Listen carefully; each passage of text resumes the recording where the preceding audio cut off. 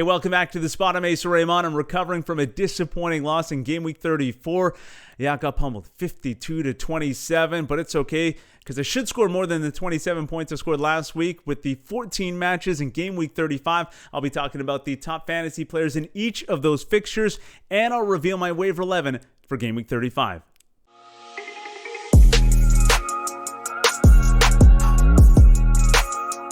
The channel picked up a couple more subscribers in the past week, so thank you to those new subscribers, and thank you to everyone who's supported this channel from the beginning. If you haven't subscribed to the spot for fantasy footballers yet, please do so. Make sure you give these videos a like as well. I appreciate all the supports. All right, we'll get to the Waiver 11 for Game Week 35 in just a moment. First, let's talk about the top fantasy players in each of the 14 fixtures in Game Week 35, and I'll be using a 4-game average as a metric for the form rating instead of what the FPL site uses, which is all matches played in the past 30 days. All right, let's get to it.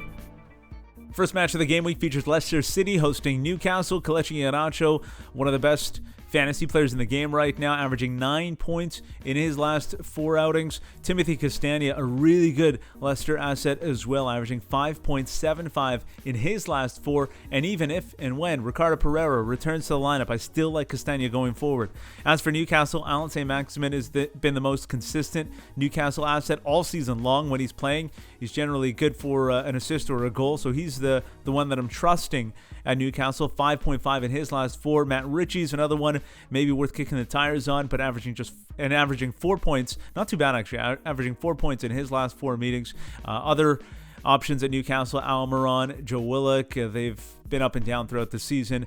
Allan Saint-Maximin, really the best asset at Newcastle. No surprise there. Leeds versus Tottenham. Stuart Dallas has been very good all season long. Even if Leeds doesn't get a clean sheet, there's a good chance he'll get an assist or even a goal. He's averaging 6.25 in his last 4. Patrick Bamford, very quiet recently, averaging just 2 points in his last 4 outings. But I wouldn't be surprised if he scores against Spurs. I expect him to bounce back, have a strong start, or strong end, I should say, to the season here for Leeds. So he should get a couple more goals. Wouldn't be surprised if he gets one this week. As for Tottenham, the big story this past week, Gareth Bale averaging 7.75 in his last 4, coming off a hat trick and being trusted in that lineup. So obviously someone that you want to have on your team if you can get him. Son Heung-min averaging 7.75 as well in that span. So he's obviously a very good Tottenham asset as well. Harry Kane been a little bit quieter, but it's always good to go with him as well. Sheffield United versus Crystal Palace. This should be a nice 5-4 scoreline at full time. I'm hoping anyway. David McGoldrick averaging 3.5 in his last 4. John Fleck, always good with a 2. No, wait, he's averaging 2.25. How did he do that? He must have got a 3 at some point. Christian Benteke, 3.5 in his last 4 outings. And Wilfred Zaha, 3.25. Those are the 2 main assets for Crystal Palace. I'll mention a couple other Crystal Palace options as this is the first of 2 matches for them in this double game week. So the other Crystal Palace match coming up a little bit later. Moving on then to Man City versus Chelsea. This is the marquee match of the game week. Benjamin Mendy for Man City averaging 7.25. Ferran Torres, let's go with him this time. 4.25 in his last 4, but it's really hard to know, I should say, who Pep will put into the lineup. So, you're rolling the dice with your Man City assets at this point, especially now that you know that they've advanced to the Champions League final. For Chelsea, similar situation for them. Kai Havertz averaging 7.25 in his last 4. Christian Pulisic averaging 5.25. And again, Thomas Tuchel, tough to know who he's going to roll out there. But both of those 2 players have been great for Chelsea in the past couple months. Liverpool versus Southampton. Trent Alexander-Arnold, another one who's been great in the second half of the season. 8.25 in his last 4. He had a really slow start to the season as far as his FPL stats go, but 8.25 in his last 4. That's awesome. Mohamed Salah, 6.25. People have been down on him a little bit, but look at that number, 6.25 in his last 4. Nothing to sneeze at. Then you look at James Ward-Prowse for Southampton. Their most consistent player all season long, averaging 4 points. Stuart Armstrong, though, another one that not many people are talking about, but he's also averaging 4 points in his last 4 outings. Now to Wolves and Brighton. Wolves, it's been really hard to know who to trust for Wolves all season long. I haven't endorsed many Wolves players throughout the year. Adama Traore is one. Actually, first we'll mention Nelson Semedo, who's averaging 5.75 in his last 4. But Adama Traore is another one that I've liked for Wolves at points in this season. So I like him as far as an attacking asset for Wolves on the back end. Yeah, Nelson Semedo, 5.75. That's pretty good. For Brighton, Lewis Dunk averaging 6 points. He's been a great fantasy player all year long. He's averaging 6 in his last 4. Joel Veltman, the other one. Dunk gets all the attention. Joel Veltman, pretty good as well, though. He's averaging 5 points in his last 4. Aston Villa versus Manchester United, another really good matchup. Ollie Watkins, despite Jack Grealish not being in the lineup for more than a month now, Watkins still producing 6.5 in his last 4. And then Anwar Al-Ghazi is averaging 4.25 in his last 4 matches. So he's a good one to pick up.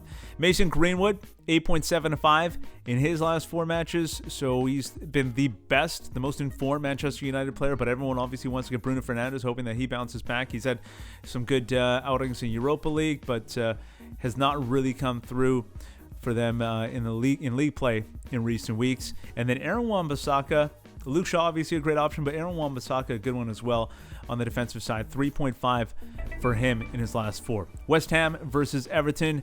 Jesse Lingard averaging 6.25 in his last 4.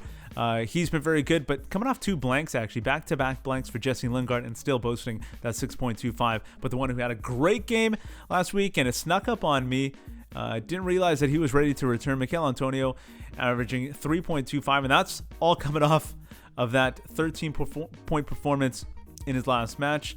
2 goals for him, and didn't play the 3 games before. So that 4-game average is off 1 game alone, 3.25. Gylfi Sigurdsson for Everton, 5.75. Seamus Coleman, 4.5. I'm going to keep hyping Seamus Coleman. I don't think enough people are appreciating what he's been doing. Arsenal versus West Brom. Dani Ceballos averaging 5 points in his last 4 outings, and Gabriel Martinelli averaging 4.25. He's a good one to pick up if he's available for you. And then on the other side of the match, Mateus Pereira for West Brom, been their best asset all season long now. It really came on in the second half of the season, but you look at the total numbers, and he's right up there. He's averaging 5.75 in his last 4. And then Mbaye Diagne is averaging 5 points and for a 4. That's pretty good. So, 5 points in his last 4 for Diagne. For Fulham and Burnley, Josh Maja is averaging 3 points in his last 4 meetings. And Mario Lemina, talked about him a little bit in the last ahead of the last match. They didn't score against Chelsea, so that's why his average is only 2.75. But Lemina is a good one to look at in this match and maybe for the rest of the season as well. For Burnley, Chris Wood, average is impressive. 8.25 in his last 4. Ashley Westwood averaging 4.5. And for Southampton and Crystal Palace, here's the second Crystal Palace match. We'll start with Southampton, though. Nathan Redmond averaging 4.5 in his last 4. Shea Adams, just 1.5 in his last 4. But with Danny Ings still out and probably out for the rest of the season, Adams, the one to look at for Southampton. Eberechi Eze for Crystal Palace is averaging 3 points in his last 4. He could give you a decent return in one of these 2 matches in the double game for Crystal Palace. The other one, the last Crystal Palace player I mentioned here is Jeffrey Schlupp. He's averaging 2.5 in his last 4. Now, Manchester United versus Leicester City. This should be a really good game. Marcus Rashford averaging 5 points in his last 4 outings. Luke Shaw averaging 3.25 in that same span. As for Leicester, Jamie Vardy, he's been pretty quiet, but still averaging 4 points in his last 4. Expect him to show up in a big way in one of these 2 matches for Leicester City in Gameweek 35. And James Maddison, pretty quiet as well, returning from injury. Should see more playing time here, 1.75 in his last 4. Of course, missing games in that time as well, though. And now Chelsea versus Arsenal. Ben Chilwell averaging 5 points in his last 4. And Andreas Christensen averaging that same number, 5 points in his last 4. So a couple defensive options there for Arsenal. Mohamed El-Neni is averaging 3.5 in his last 4, and Pierre-Emerick Aubameyang averaging 3. And then we have Aston Villa hosting Everton. John McGinn has just 2 goals, but 7 assists so far this season. He's averaging 4 fantasy points in his last 4 matches. Bertrand Traore averaging 2 3/4 in his last 4.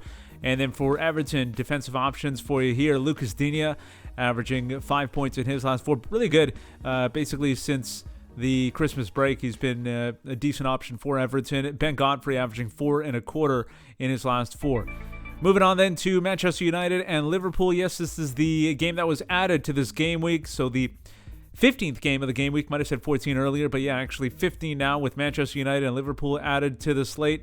And this is the third match of the game week for Manchester United. So if you have any United assets, play them, obviously. Paul Pogba averaging 4.5 in his last 4. Luke Shaw averaging 3.25 in his last 4 matches. And then on the other side, Liverpool in their second match of the game week, Sadio Mane averaging 4.25. And Andrew Robertson, pretty good recently as well, averaging 4 points in his last 4 matches.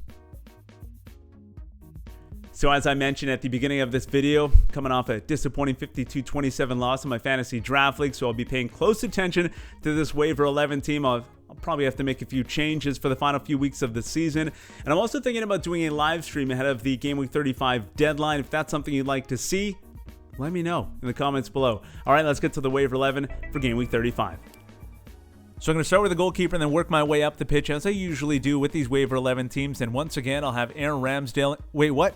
Aaron Ramsdale is not available. He was picked up in my fantasy draft league, so I'm going to have to choose between Alex McCarthy and Matt Ryan. And I'm going to go with McCarthy because, well, he's played more games this season than the Aussie Matt Ryan, so he's a more reliable option at this point. Speaking of Aussies, I've got to give a quick shout out to my guys at FPL Draft Boys. It's one of my favorite podcasts to listen to. They break it down every game. And talk about their teams, talk about their season. It's a lot of fun. They have a lot of fun doing it. They have some drinks and food as well. I'm pretty jealous. That's all it comes down to. Every time I listen, I'm like, oh, they have so much fun talking about their FPL draft teams. I got to do this on my own. I'll be fine. Okay, looking at the defenders then. Diego Llorente of Leeds, a great option. So he's in the Waiver 11 once again. Joel Veltman, I mentioned this earlier. Joel Veltman, very good option for Brighton. All the attention goes to Lewis Dunk, obviously. Oh, with good reason. But Veltman, usually sitting there if he's available for you, I recommend you pick him up. Reece James for Chelsea is the third defender I'm taking in this Waiver 11 team. Last week I had Kurt Zouma, and that paid off for me. I was thinking that Kurt Zouma might play in that game for Chelsea. He did. I had a good feeling about them getting a clean sheet. He did, so he picked up, I think, 5 points for me. Same situation for Reece James. If he plays, I like the chances of picking up a clean sheet in one of those 2 matches. If he doesn't, yeah, I'm okay with that too. Mason Holgate is the last one I'm taking as far as defenders go in the starting 11. As for the midfielders, Ferran Torres, Man City option. He's the first midfielder I'm taking. Gabriel Martinelli of Arsenal is the second I'm selecting into this Waiver 11 team.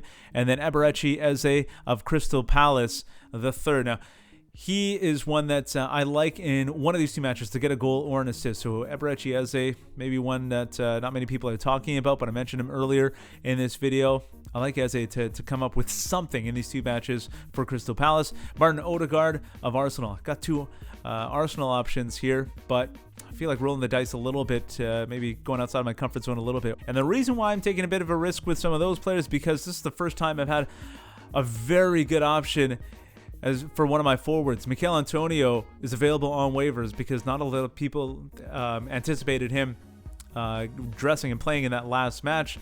So nobody picked him up heading into that game week. He's available on waivers in my league. If he's available for you, obviously pick him up. He's at the top of your queue. So Antonio is the first forward I'm taking. Very excited about that. The best player ever to make the Waiver 11 team. Can say that honestly without hesitating. Josh Maja is the second forward I'm taking. He's the typical one that might be available. And if you're looking to just switch things up for your fantasy draft team, yeah, Maja's maybe one worth picking up. Now to the bench. There's the Australian Matt Ryan for the goalkeeper, and Joelinton, Ademola Lookman, Ben Mee round out the Waiver 11 for Game Week 35. Well, that wraps up another Game Week preview video. I hope you enjoyed it. If you did, give it a like. Make sure you subscribe to the channel as well. And I'm looking to see if there's any interest in a waiver deadline live stream. If that's something you'd like to see, let me know in the comments below, or hit me up on Twitter at @thespot4ff or at Asa Rehman. Enjoy the rest of your week or weekend. Whatever you're doing, do it safely. Thanks so much for hanging out at The Spot.